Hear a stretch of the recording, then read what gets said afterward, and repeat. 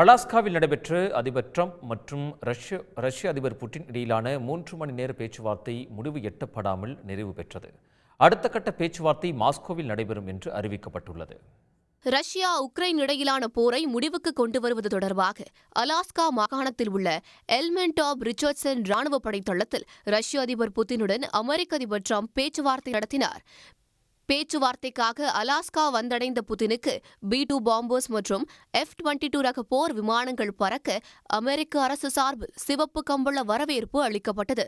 பொதுமக்களை ஏன் கொலை செய்கிறீர்கள் என செய்தியாளர்கள் புட்டினை நோக்கி கேட்டதற்கு கேள்வி காதில் விழவில்லை என்பதைப் போல செய்கை செய்து காட்டி எதிர்வினையாற்றினார். தொடர்ந்து ரஷ்ய அதிபர் புட்டின் அமெரிக்க அதிபர் ட்ரம்புடன் பீஸ்ட் என அழைக்கப்படும் அவருடைய கேடிலாக் லிமோசின் காரில் பயணித்தார். பேச்சுவார்த்தையில் அமெரிக்கா மற்றும் ரஷ்யா தரப்பில் சரிசமமான எண்ணிக்கையிலான அதிகாரிகள் கலந்து கொண்டனர். 3 மணி நேரமாக நடைபெற்ற பேச்சுவார்த்தையில் முடிவு எட்டப்படாத நிலையில் பேச்சுவார்த்தைக்கு பிறகு இரு நாட்டு தலைவர்களும் கூட்டாக செய்தியாளர்களை சந்தித்தனர். அப்போது பேசிய அமெரிக்க அதிபர் ட்ரம்ப் ஆக்கப்பூர்வமான சந்திப்பு நடைபெற்றதாகவும் பல விஷயங்கள் ஒப்புக்கொள்ளப்பட்டதாகவும் தெரிவித்தார்.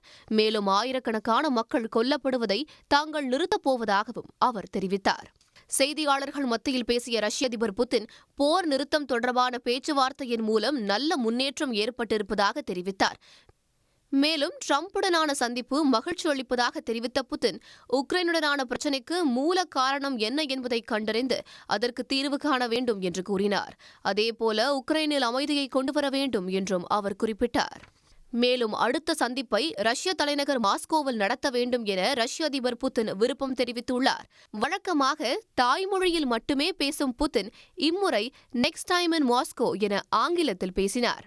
சந்திப்பை தொடர்ந்து 2ஆம் உலகப் போரின் போது உயிரிழந்த சோவியத் வீரர்களின் நினைவிடத்தில் மலர் வைத்து மரியாதை செலுத்திவிட்டு ரஷ்யா புறப்பட்டார். உடனுக்குடன் செய்திகளை தெரிந்து கொள்ள சன் நியூஸ் பெல் ஐகானை கிளிக் பண்ணுங்க.